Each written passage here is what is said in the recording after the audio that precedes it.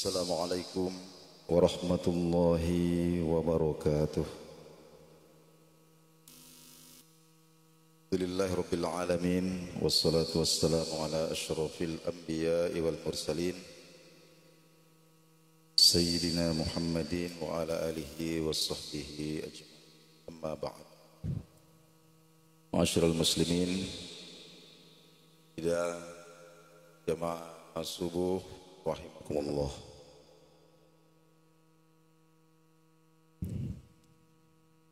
Mari kita awali majelis kita dengan sebuah riwayat dari para sahabat-sahabat Nabi sallallahu alaihi wasallam. Pernah berkumpul beberapa sahabat Nabi yang usianya masih muda-muda.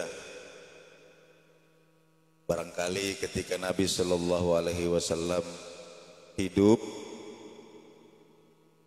mereka sempat bertemu bergaul, tapi ketika itu mereka ini masih anak-anak. Sehingga suatu ketika mereka datang kepada Ummul Mukminin Sayyidah Aisyah radhiyallahu taala anha. Mereka kemudian bertanya, "Wahai ibunda, bagaimanakah gerangan akhlak Rasulullah sallallahu alaihi wasallam?" Maka kemudian Sayyidah Aisyah menjawab, dia mengatakan, "Kana khuluquhul Qur'an." Jika engkau ingin mengetahui akhlak Nabi sallallahu alaihi wasallam, maka bacalah Al-Qur'an. Bacalah Al-Qur'an. Tidak ada perbuatan baik yang disebutkan di dalam Al-Quran kecuali baginda Nabi sallallahu alaihi wasallam adalah orang yang paling antusias dan paling sempurna di dalam melaksanakan. Demikian juga tidak ada larangan di dalam Al-Quran kecuali baginda Nabi sallallahu alaihi wasallam adalah orang yang paling menjauhinya. Oleh karena itu, berangkat dari situ, Bapak dan Ibu sekalian, Bapak dan hadirin sekalian,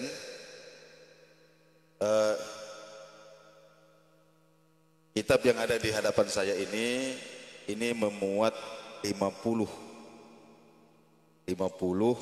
apa yang beliau sebut sebagai qawaid Qur'aniyah. 50 kaidah-kaidah Al-Qur'an yang singkat tapi padat, bisa kita hafalkan, yang merupakan pokok-pokok akhlak yang diamalkan oleh baginda Nabi sallallahu alaihi wasallam. Jadi baik, kita masuk kepada kaidah yang pertama. Kaidah yang pertama ini adalah petikan dari surah Al-Baqarah ayat 83. Allah Subhanahu wa taala firmankan, "Wa qulu linnasi husnan." Ini singkat saja ini. Wa qulu linnasi husnan. Dalam satu qiraah disebutkan wa qulu linnasi hasanan. Apa artinya? Berbicaralah kepada manusia dengan pembicaraan yang baik.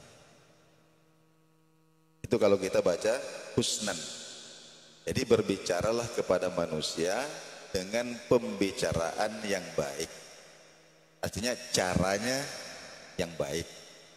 Kalau kita baca wa qulu linnasi hasanan, maka maknanya adalah bicarakan kepada manusia yang baik-baik saja. bicarakan kepada manusia yang baik-baik saja. Wa qulu linnasi husnan. Sudah hafal Pak ya? Wa qulu linnasi husnan atau wa qulu linnasi hasanan. Nah, kenapa ini penting? Yang pertama ada hadis Nabi sallallahu alaihi wasallam, "Idza asbaha ibnu Adam fa innal a'dha'a kullaha tukaffirul lisan." Ketika masuk waktu subuh, waktu pagi seperti ini, Nabi menggambarkan bahwa seluruh anggota tubuh manusia, mata, telinga, jantung, hati, ini semuanya menghadap kepada lidah. Menghadap kepada lidah. Kemudian apa yang mereka katakan? Fatakulu ya lisan ittaqillah. Semua anggota-anggota tubuh ini kemudian mengatakan, wahai lidah, bertakwalah kepada Allah dalam memimpin kami. Takutlah kamu kepada Allah dalam memimpin kami. Kenapa? Fa innama nahnu bika. Karena kami ini semua bergantung kepadamu. Fa inistaqamta, jika kamu lurus wahai lidah, istaqamna, maka kami semua akan lurus. Tapi wa ini wajajta, jika engkau bengkok, wajajna, maka kami semua ini juga ikut bengkok. Jadi Bapak dan hadirin sekalian, sekarang ini kita hidup dalam dunia apa yang disebut dengan dunia perkomenan. Barangkali sekarang ini lisan kita ini banyak diam. Tapi peran lidah sekarang ini banyak digantikan oleh jempol kita. Jempol kita yang menulis komen atau menulis pesan. Ya. Jadi ada hadis Nabi sallallahu alaihi wasallam, "Man kana yu'minu billahi wal yaumil akhir falyaqul khairan." Siapa yang beriman kepada Allah, beriman kepada hari akhir, kalau berbicara ucapkan yang baik-baik saja. Kalau sekira tidak bisa bicara baik, falyaskut atau falyasmut, maka lebih baik diam. Nah, sekarang diamnya orang ini kadang-kadang justru lebih berbahaya daripada bicaranya. Kenapa? Karena peranan lidah digantikan oleh tangan ini. Sehingga kalau kita perhatikan sumber-sumber putusnya silaturahim, sumber-sumber timbulnya kebencian, timbulnya dendam, bahkan tercabutnya nyawa ini, kadang-kadang kalau kita telusuri asal usulnya itu adalah dari lidah. Dari lidah ini.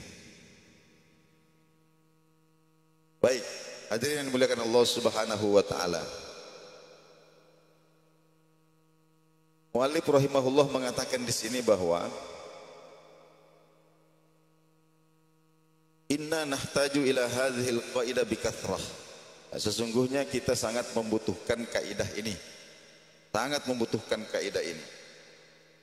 Terutama wa annana fi hayatina nata'amalu ma'a asnafin mukhtalifatin minal bashar. Terutama kita hidup di tengah-tengah berbagai macam golongan manusia. Fihim al-muslim, ada yang muslim, wa fihimul kafir, ada yang non muslim, wa fihimus shalih, ada orang yang berpendidikan, wa thalih, ada juga orang yang tidak berpendidikan, wa fihimus shaghir wal kabir, ada yang masih kecil, ada yang sudah dewasa. Ini semua ketika kita berbicara dengan siapapun, maka ketika cara kita berbicara itu baik, kemudian kontennya juga baik, maka tidak ada manusia yang masih normal itu yang akan menolak akan menolak. Karena kadang-kadang kita sering lupa kita menyampaikan kebaikan-kebaikan tapi dengan cara yang tidak baik. Jadi kadang-kadang bukan kontennya yang tidak diterima oleh orang, tapi yang tidak diterima itu adalah cara kita menyampaikan. Jadi dua-duanya ini perlu dilatih. Wa min akhassin nasi bina. Dan yang paling banyak kita lupakan ini adalah orang-orang yang selalu dekat di sekeliling kita. Ketika Allah mengatakan wa qulu linnasi husna, kadang-kadang kita lupa kalau istri kita itu juga orang, anak kita ini juga orang, karyawan di toko kita ini juga orang, murid kita di sekolah ini juga orang. Kadang-kadang ada orang yang ketika berbicara kepada orang luar, maka dia berbicara dengan baik. Tapi ketika berbicara kepada istrinya, berbicara kepada anaknya, justru sering melupakan untuk mempraktekkan kaidah ini. Padahal di sini disebutkan bahwa yang paling diutamakan untuk kita perlakukan dengan pembicaraan yang baik itu, justru yang paling awal itu sebenarnya adalah orang-orang yang ada di sekeliling kita ini. Ya. Jadi wa qulu linnasi husnan. Semua manusia, terutama orang-orang yang ada di sekeliling kita. Kemudian kita perhatikan penerapan umpama petunjuk Allah Subhanahu wa taala ketika kita berbicara dengan kedua orang tua kita. Apa petunjuk Allah? Wala tanharhuma. Jangan meninggikan suara ketika berbicara kepada keduanya. Wala tanharhuma. Jangan meninggikan suara ketika berbicara kepada keduanya. Wa qul lahuma qaulan karima. Dan ucapkan yang baik-baik saja. Ini untuk orang tua. Kemudian ada juga petunjuk Al-Quran. Wa ammas sa'ila fala tanhar. Adapun pengemis, orang yang meminta-minta, orang yang membutuhkan sesuatu kepada kita, fala tanhar, maka jangan membentak mereka. Jangan membentak mereka. Bal ba'dul ulama'i yara umumaha fi kulli sa'il. Nah, ungkapan Quran ini wa ammas sa'ila fala tanhar, ini para ulama mengatakan bahwa ini umum, semua siapapun yang memiliki kebutuhan kepada kita, apakah kebutuhannya itu bersifat materi seperti harta, atau mungkin yang dia butuhkan itu bersifat non materi, barangkali butuh nasihat dan lain sebagainya, maka intinya adalah ketika berbicara kepada orang yang membutuhkan sesuatu kepada kita, fala tanhar, jangan kasar, jangan kasar.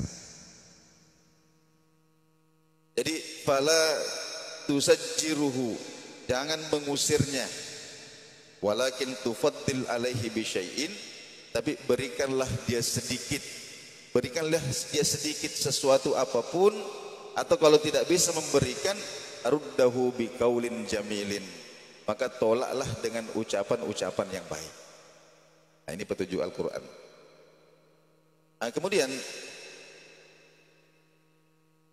jemaah subuh sekalian yang dirahmati oleh Allah Subhanahu wa taala, di sini juga Allah Subhanahu wa taala mengetengahkan ada sekelompok manusia yang digelar sebagai ibadur rahman. Ibadur rahman. Dalam surah Al-Furqan, salah satu ciri-cirinya adalah wa idza khatabahumul jahiluna qalu salama. Ketika mereka ini dibikin jengkel dengan ucapan-ucapan dari orang-orang jahil. Orang-orang jahil ini ya orang-orang yang tidak mengerti adab. tidak mengerti etika, kadang berbicara seenaknya. Ketika orang-orang seperti ini kemudian berbicara kepada mereka dengan pembicaraan yang membuat mereka marah sebenarnya, maka sikap mereka adalah qalu salama. Mereka akan memberikan jawaban, mereka akan merespon dengan respon yang menyelamatkan dirinya, menyelamatkan juga orang jahil ini. Nah, apa maknanya qalu salama ini? Ibnu Jarir mengatakan, idza khatabahumul jahiluna billahi bima yukrihunahu minal qawli ajabuhum bil ma'rufi minal qawli wassadadi minal khitab. Jadi ketika orang-orang yang tidak mengerti tentang adab menyapa mereka dengan kata-kata yang membuat mereka marah, kata-kata yang tidak mereka senangi, maka mereka ini mampu untuk mengendalikan dirinya. Ajabuhum bil ma'rufi minal qaul, mereka menjawab dengan jawaban-jawaban yang baik. Dan mereka membalas itu dengan kebaikan, la andofin, bukan karena mereka lemah, bukan karena takut, walakin antarufuin, tapi karena mereka memiliki keunggulan ilmu pengetahuan. Mereka ngerti. Jadi hadirin jemaah subuh sekalian yang dirahmati oleh Allah Subhanahu wa taala,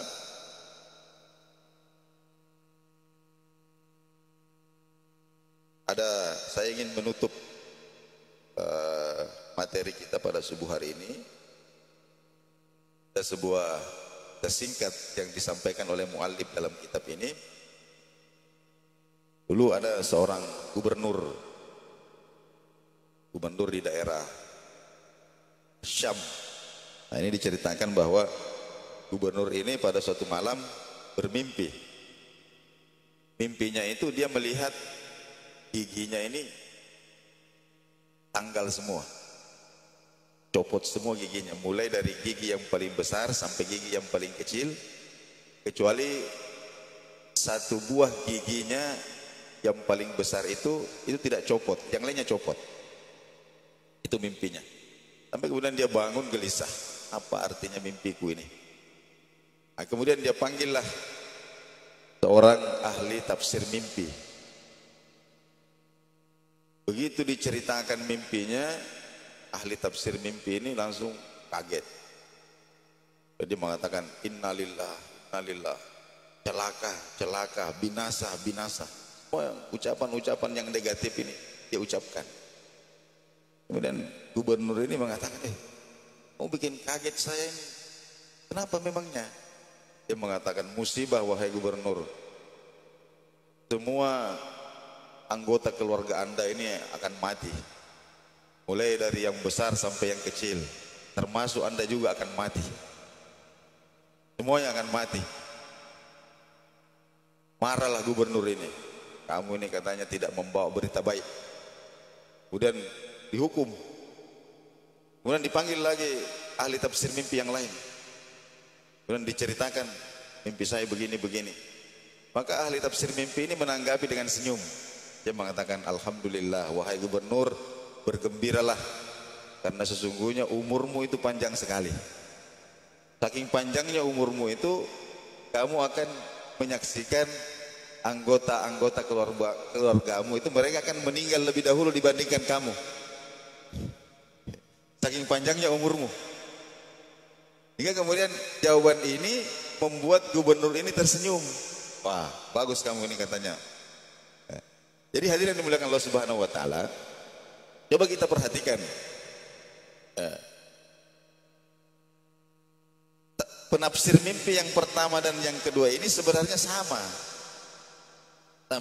Intinya adalah gubernur ini akan meninggal semua, anaknya meninggal, istrinya meninggal, kemenakannya, dan dia yang paling terakhir meninggal.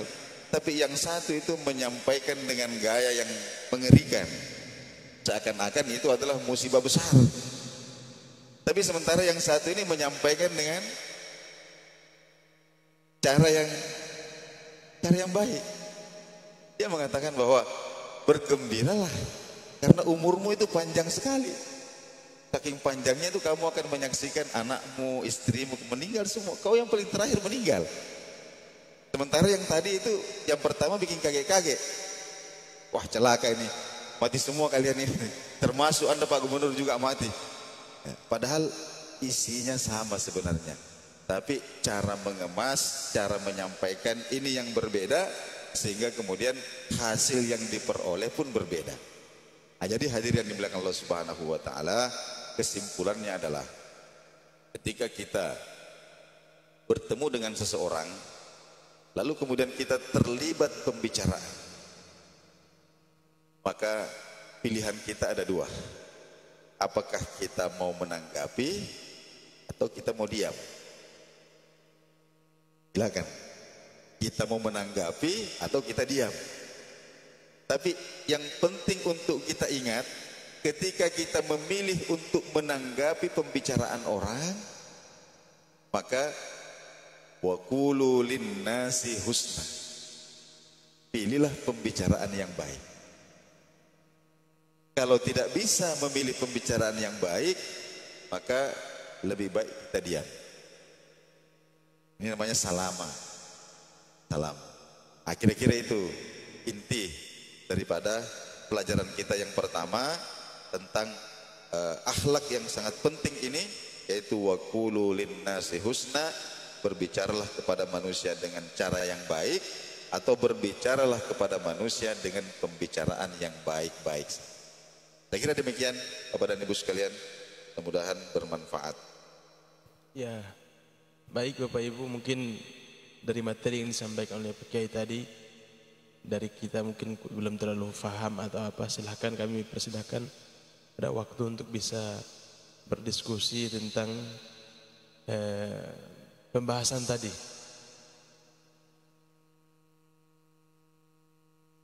Berarti semua sudah paham, insyaallah. Semoga bermanfaat. Kita yang hadir pada subuh hari ini, Allah beri kekuatan untuk bisa mengamalkan apa yang telah disampaikan oleh Pak Kiai tadi, dan kita jadikan sebagai oleh-oleh kita. Yang minimal dalam satu hari ini kita sudah dapat satu ilmu, yaitu waqulu linnasi husna. Masyaallah, luar biasa. Bisa dihafalkan. Bisa dihafalkan itu, Pak. Jadi insyaallah selamat kita itu. Nah, seperti itu mungkin. Terima kasih, jazakumullah khair. Kita tutup. Subhanallah wa bihamdihi, subhanakallahumma wa bihamdik, asyhadu an la ilaha illa anta, astaghfiruka wa atubu ilaik. Wassalamualaikum warahmatullahi wabarakatuh.